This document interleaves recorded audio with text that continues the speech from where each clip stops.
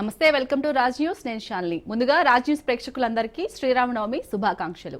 భద్రాచలంలో అంగరంగ వైభవంగా రాములవారి కళ్యాణం జరుగుతుంది. ఇప్పుడు లైవ్ లో చూద్దాం. ఓం నమో భగవతే వాసుదేవాయ. ఆవాహిత శ్రీమన్నారాయణాయ నమః. శ్రీ మహాలక్ష్మ్యై నమః.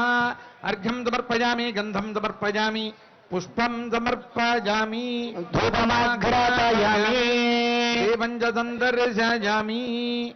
ఓం మహామనందాయ కాలాగ్నిరూపాయ జగద్ధూమ సుగంధినే సర్వగంధవాహాయ నమః స్వాహా. ఓం ఉద్దేశ్యస్వజాత వేదో పఠ్యందరవసున్నమ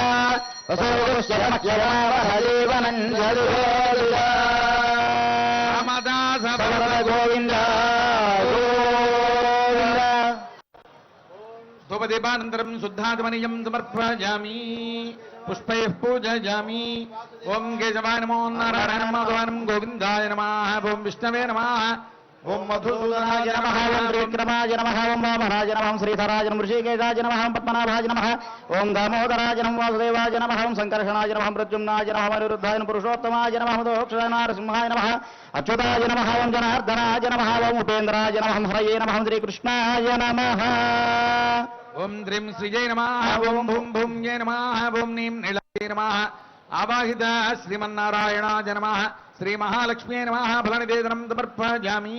ఓం భోక్ష్యాపరిహిత్యానివేద్య ఓం ఓం ఓం హం హం హం ఇదమిదమిదం గృహాణ స్వాహ. తాంబూలం సమర్పయామి. సువర్ణ దివ్య మంత్ర పుష్పం సమర్పయామి. యథాస్థానం ప్రతిష్ఠా మూర్తేశ్వరవాసాదయాసాదయ క్షమస్వ. తదా వందే రాజేత మంత్రేణ శ్రీ సీతా మహాలక్ష్మీ దేవ్యాః కటిస్థానే యోక్త్రధారణం కృత్వా. అమ్మవారికి ధరింపజేసేటువంటి యోక్తాన్ని అందరికీ కూడా దర్శింపజేస్తున్నారు. యోక్త్రము అంటే దర్భలతో చేసినటువంటి తాడు. ఈ దర్భలతో చేసినటువంటి తాడుని అమ్మవారి యొక్క కటిస్థానంలో కట్టడం జరుగుతుంది. దేనికి కడతారయ్యా అంటే సాధారణంగా వివాహం చేసుకునేది దేనికోసమయ్యా అంటే వంశాభివృద్ధి కోసం. అలా వంశాభివృద్ధి కలగాలయ్యా అంటే వచ్చేటువంటి కన్య యొక్క కడుపు పండాలి. అదిగోండి గర్భమైనటువంటి దోషాలు ఏమైనా ఉంటే అవి తొలగిపోవడం కోసం ఈ యోక్త్ర ధారణ అనేటువంటి కార్యక్రమాన్ని నిర్వహిస్తారు.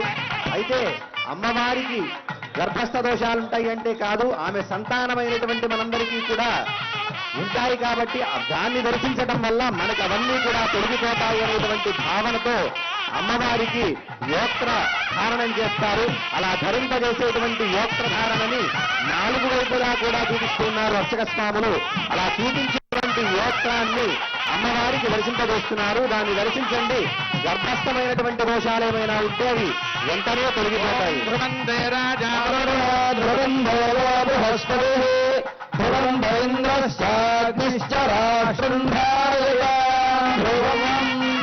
యోగ్రధారణ ముహూర్తోహోత్తు భవంతో మహాంగోను గృహంతు.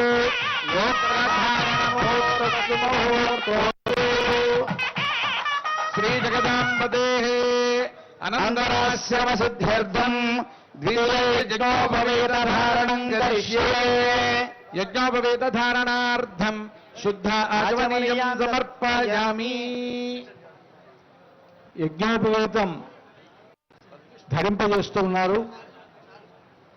ఆ యజ్ఞోపవీతాన్ని మీ అందరికి కూడా దర్శింపజేస్తారు. అనంతరాశ్రమ సిద్ధి కొరకు అని. అనంతరాశ్రమం అని అంటే ఇప్పటి వరకు బ్రహ్మచారిగా ఉండేటువంటి రామచంద్రుడు ఇప్పుడు తర్వాత ఉండేటువంటి గృహస్థాశ్రమంలోకి ప్రవేశించబోతున్నాడు కనుక ఆ గృహస్థాశ్రమ సిద్ధి కొరకు ఇక్కడ యజ్ఞోపవీతాన్ని ధరింపజేస్తూ ఉన్నారు. ఆ యజ్ఞోపవీత పూజ జరిగినది. యజ్ఞోపవీతాన్ని అర్చక స్వాములు మీ అందరికీ కూడా దర్శింపజేస్తున్నారు. స్వామివారికి ఆ యజ్ఞోపవీతాన్ని ధరింపజేస్తారు. అంతా సేవించండి. ఆ యజ్ఞోపవీతం యొక్క గొప్పతనం ఏమిటి అని అంటే ఎవరైతే యజ్ఞోపవీతాన్ని ధరిస్తారో ఆ ధరించినటువంటి వారు మాత్రమే వేదాధ్యయనాన్ని చేసేటువంటి అవకాశం ఉన్నది. వేదము మన యొక్క జ్ఞాన భాండాగారం.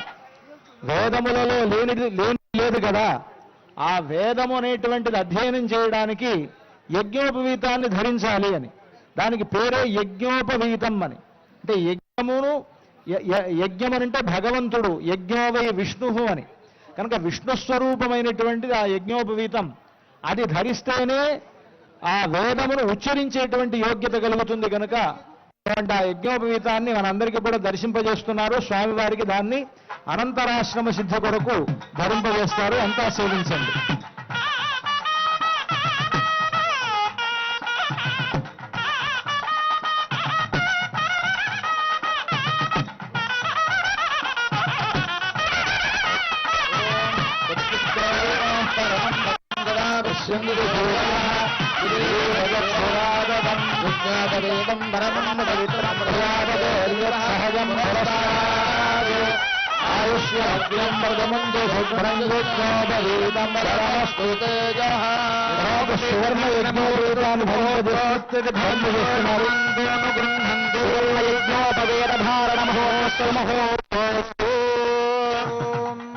యజ్ఞోపవీతం పవిత్రం ప్రజాపతేర్యత్సత్యం పురస్తాద్ ఆయుష్యమగ్రం శుభ్రం యజ్ఞోపవీతం భరమస్తు తేజః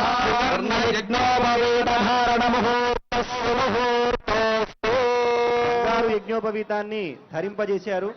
ఇందాక వారు చెప్పినట్లుగా ద్విజత్వ సిద్ధి చేకూరుస్తుంది మనకి యజ్ఞోపవీతము. ద్విజము అంటే 2 సార్లు పుట్టేది అని అర్థము. ద్విజము అంటే 2 సార్లు అంటే ఏది పుడుతుంది? 2 సార్లు అంటే పక్షి గుడ్డు నుంచి ఒకసారి పుడుతుంది, గుడ్డుగా పుడుతుంది, గుడ్డు నుంచి మళ్ళా పుడుతుంది. అలాగే ద్విజలు అనేటువంటి వారు బ్రాహ్మణ క్షత్రియ వైశ్యులు పేరు. ఉత్తరాగ్రం కూర్చన్నాయనస్యాసనం దత్వా ప్రదద్విష్ణుస్తవదేవో మాత్ర ఏదిభ్యాం మంత్రాభ్యామిదే పాద ప్రక్షాళనం కృత్వా ఓం ప్రదద్విష్ణుస్తవ దేవీర్యాయ మృగోదవేవక్కుజరోదిష్టాః శత్రుషు విక్రమణేషు అభిక్షీయంతు భువనాని విశ్వా సర్వమాత్రయా తదగాభిధాన నవేమహిత్వమన్వశ్రోందే వేదే విద్వర్యతే పృథివ్యా విష్ణోదే తత్వం సహస్రవిత్తే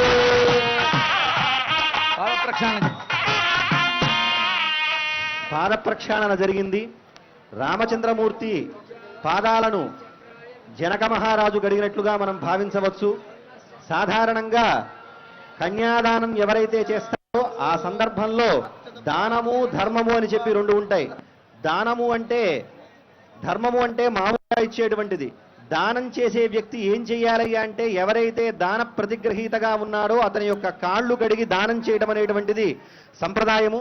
కాబట్టి కన్యాదానానికి సంబంధించినటువంటి స్వామివారి యొక్క పాదాలను కడుగుతూ ఉన్నాడు జనక మహారాజు. అవి సామాన్యమైనటువంటి పాదాలు కావు. రామచంద్రమూర్తి యొక్క పాదాలు ఎంత గొప్పవయ్యా అంటే శ్రీరామ పాదమా నీ కృపాలులే అంటారు త్యాగరాజస్వామి. ఓ రామచంద్రమూర్తి, నీ యొక్క పాదాల యొక్క కృప చాలయ్యా, నీ కృప కూడా అవసరం లేదు, దానితో మేమందరం కూడా తరిస్తాము అని చెప్పేసి అన్నాడు. అహల్య శాప విమోచనం చేసేటువంటి పాదాలు ఆ పాదాలు. అటువంటి దివ్యమైనటువంటి పాదాలను, అంతేకాకుండా బ్రహ్మ గడిగిన పాదము అని చెప్పేసి అన్నమాచార్యుడు అభివర్ణించినట్లుగా అటువంటి గొప్పనైనటువంటి పాదాలను రామచంద్రమూర్తి యొక్క పాద ప్రక్షాళన చేశారు కన్యాదానంలో భాగంగా. తహానయశ్చక్రాజ పద్మహేత నారాయణాస్త్రేణ పాదారవిందజోరభిమంత్ర్య ప్లోతవస్త్రేణ సంవృజ్య ఓం నయశ్చక్రాజ విద్మహేత సహస్రజ్వాలాయ ధీమహి తన్నః సుదర్శనః ప్రచోదయాత్. ఇమం మే గంగే మంత్రేణ పుష్పోదకస్తపనం కుర్యాత్. ఓం మే గంగే యమునే సరస్వతి రుద్రష్టోమగం పరుష్ణియా అశక్నియా మరుద్వృధే విదస్తయా జేయే శృణుహ్యా సుమయా అత్యద ప్రార్చద హిరణ్యరూపే తద్వాభ్యాం మంత్రాభ్యాం స్వర్ణభరణైః దేవదేవం శ్రీరామచంద్రమలంకృత్య. మనకి ఈ సందర్భంలో కళ్యాణోత్సవంలో స్వర్ణాభరణములను స్వామికి ధరింపజేస్తూ ఉన్నారు. ఈ కళ్యాణోత్సవంలో ధరింపజేసేటువంటి ఆ స్వర్ణాభరణములకు ఉండేటువంటి విశేషం పచ్చల పథకం. అది రామదాసు గారు తయారు చేయించినటువంటి పచ్చల పథకం. దాన్ని రామచంద్రమూర్తికి ధరింపజేస్తారు. దీని గురించి మనకు రామదాసు గారు చెప్తారు. భరతునకు చేయిస్తి పచ్చల పథకము రామచంద్ర పతకమునకు పట్టే 10,000 వరహాలు రామచంద్ర. భరతునకు చేయిస్తే పత్సల పతకము రామచంద్ర, ఆ పత్సల పతకమునకు పట్టే 10,000 వరహాలు అని అంటారు. అయితే ఇక్కడ భరతుడు లేడు కదండి, మరి భరతుడికి చేయించినటువంటివి రాముడికి ఎందుకు వేస్తున్నారు అని అంటే, రాముడికి ఉండేటువంటి శంఖ చక్రాలు 2 భరత శత్రుఘ్నులు, అందుకని ఆ రాముడికి వేస్తే భరతుడికి వేసినట్లే అన్నమాట. అందుకని ఆ భరతుడికి ఆ పత్సల పథకాన్ని, రామదాస్ గారు చేయించినటువంటి పత్సల పథకాన్ని అందరూ సేవించండి. దాన్ని ఇప్పుడు రాముడికి ధరింపజేస్తారు.